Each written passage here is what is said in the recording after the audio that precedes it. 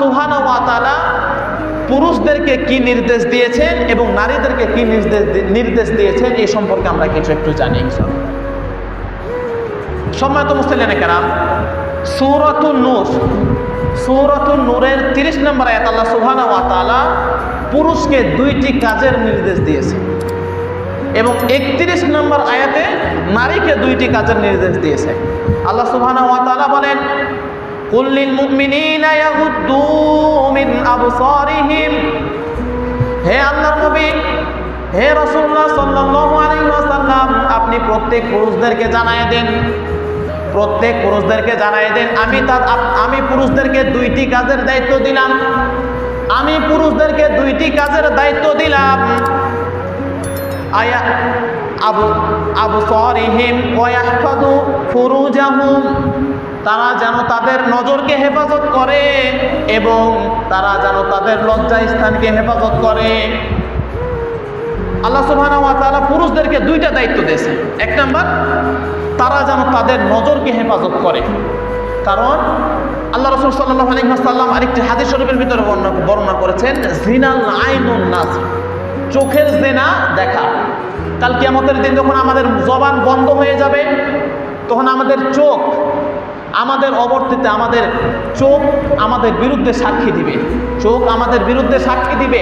আমরা এই চোখ দ্বারা কি দেখেছি, এই চোখ দ্বারা আমরা কি দেখতেছি, এই বিরুদ্ধে সাক্ষী দিবে। এজন্য আল্লাহ রাসূল সাল্লাল্লাহু আলাইহি ওয়াসাল্লাম বললেন যে চোখের জেনা হলো দেখা। একজন পুরুষ সে যেমন পর মহিলাকে দেখতে পারবে না, ঠিক অপর মহিলা একজন অপর পুরুষকেও দেখতে পারবে না।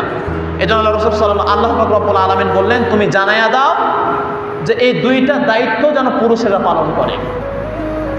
31 নম্বরে আল্লাহ সুবহানাহু ওয়া তাআলা কোরআন কারীমের ভিতরে বলেন, ওয়াকুল লিল মুমিনাত, হে আল্লাহ রাসূল, আপনি সকল মুমিনাতদেরকে, মহিলাদেরকে জানায়া দেন, ইয়াগুদুনা মিন আবসারিহিন্না, তারাও যেন 2টি কাজের দায়িত্ব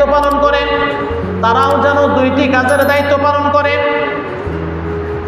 1 নাম্বার, তারা যেন তাদের নজরকে হেফাজত করে। মহিলা মানুষেরাও জানে তারা নিজেদের নজরকে হেফাজত করে। ওয়া ইয়াহফাযুনা ফুরুজাহুন্না, এবং তারাও যেন তাদের লজ্জা স্থানকেও হেফাজত করে। একই কাজ এক আয়াতে পুরুষদেরকে দিয়েছে, আরেকটা একই কাজ যেটা আল্লাহ সুবহানাহু ওয়া তাআলা নারীদেরকে দিয়েছেন, একই কাজ। অর্থাৎ পুরুষেরাও তাদের নজরকে হেফাজত করবে, নারীরাও তাদের নজরকে হেফাজত করবে। একজন পুরুষের জন্য যেমন যে তারা নিজের চোখ দ্বারা গায়রে মাহরম অপর মহিলাকে দেখতে পারবে না, একজন নারীও তেমন অপর পুরুষকে দেখতে পারবে না। এটা দোনোজনের জন্য সমান। 1। 2 নাম্বার, পুরুষ এবং মহিলা তারা যেন দোনোজনেই যেন লজ্জা স্থানকে হেফাজত করে। কিন্তু আজকে দুঃখজনক, আফসোসের সহিত বলতে হয়, আজকে আমাদের মা ও বোনেরা, বিশেষ করে বোনেরা বাইরে যায়, তাদের কাপড়ের কোনো ঠিক নাই। বাইরে যায়, তারা কোন ছেলের সাথে কথা বলতেছে, হাসে কথা বলতেছে, সেটা যেন বিবেকে বাঁধে না। অনেক মহিলাদেরকে দেখা যায় যাচ্ছে বাজারে বা অন্য কোনো কাজে যাইতেছে, 1-2জন পুরুষ পাইলো, তাদের সাথে কি হাসি ঠাট্টা, তারা তাদের সাথে কিভাবে আলোচনা করে। এটা কি পরিবারের কেউ দেখে না? এটা তো আমাদের গ্রাম অঞ্চলে খুবই কম, বিশেষ করে শহরে আরো মারাত্মক অবস্থা। কে কার সাথে ঘুরে কোনো ঠিক ঠিকানা নাই।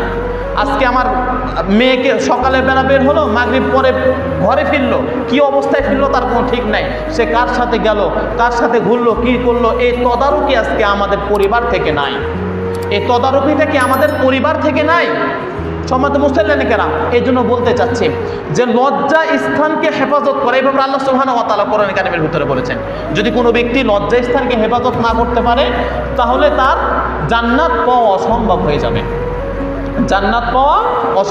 যাবে।